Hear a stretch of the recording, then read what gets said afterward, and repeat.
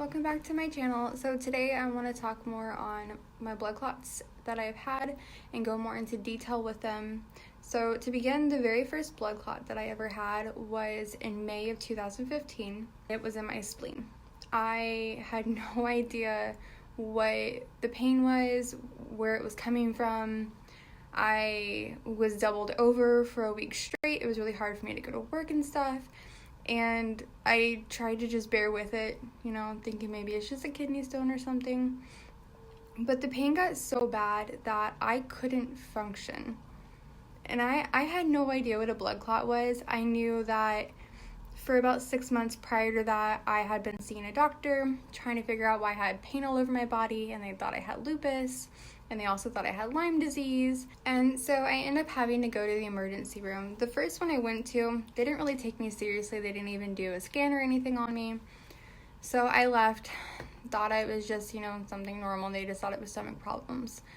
And then I had decided a few days later that I really needed to go back to the hospital. So I did. And when I got there, I was sitting in the ER room, and I remember the doctor coming in and being like, "You have a blood clot in your spleen, and it's killed half of your spleen." And I was in shock. I called my dad, I called my mom, I messaged people. They were talking about doing surgery and having my spleen removed, but then they decided to keep me so they could figure out how come I was getting blood clots, and it just all got so complicated from there. My entire life changed just from getting a blood clot. I found out I had lupus, and then I was told that I had antiphospholipid antibody syndrome, which is a lupus blood clotting disease. My life felt like it just shattered. I just got told that I have 2 chronic illnesses that one day will kill me, and that I need to be on blood thinners for the rest of my life, and that I needed to take measures to keep my lupus under control, and it blew my mind. I go to the hospital for pain, and my whole life changes. It was insane. So after I found out everything I had, I was in the hospital, pretty sure 2 to 3 weeks in May. And it was all the way up until June, because it was the end of May when it happened.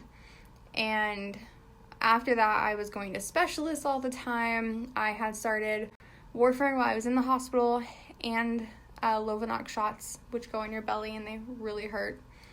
And I was going to my specialist and stuff, and my blood specialist was like, "You're so young, you don't need to be on warfarin, let's put you on Xarelto." So they did. Well, come to find out, scientifically, Xarelto is not made for someone with APS. It caused me to not only bleed out vaginally, because when I get super stressed, with me on blood thinners right now, that is for some reason what happens. My hormones have an imbalance, and then I end up bleeding out. And on top of bleeding out, I also ended up with another blood clot in my spleen and a blood clot in my right kidney. So I had pain on both sides, because your spleen is right around here, and then your kidney. And it was insane. It was really, really horrible pain. I ended up in the hospital for a while. Off and on, I was in the hospital because the bleeding wouldn't stop. Even though they took me off of Xarelto, the bleeding was so hardcore, and they had to put me back on warfarin because I get blood clots. It's been a mess. So my initial diagnosis was May of 2015, and when I got the spleen blood clot, the kidney blood clot, and the bleed out, that was in December. It started in October though. So my life just exploded. So this is going to be the end of this video. I'm trying to keep my videos really small so they're more easy to be watched, and people are going to want to watch them and not be thrown a bunch of information all at once. So this is going to be the end of this video. Like I said, please don't forget to like, share, and subscribe. Any questions you have, please comment down below. I do try and get to my comments as quick as I can, and I am still looking for answers for someone who had asked me something. As soon as I get the answer, I will reply to you.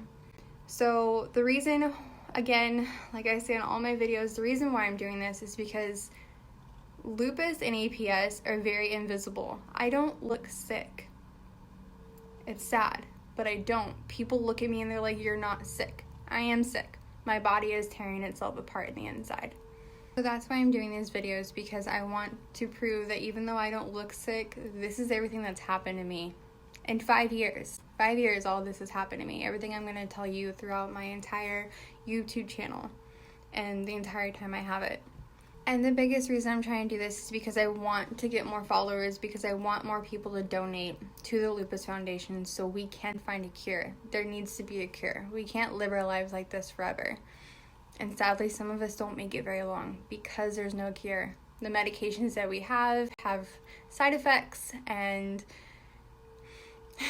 it's more worth it to find a cure than to sit here and keep masking the symptoms with medications that are not keeping us alive. So please, please, please subscribe, and please share. If you subscribe, you're going to get notifications when I have new videos, and it helps spread the word, and more people are going to want to subscribe as well. So I'm going to also start putting the link to the Lupus Foundation in my bio. And please donate, even if it's $1, whatever you can. I hope you enjoyed watching this video, and I hope that you come back. All right. Bye, you guys.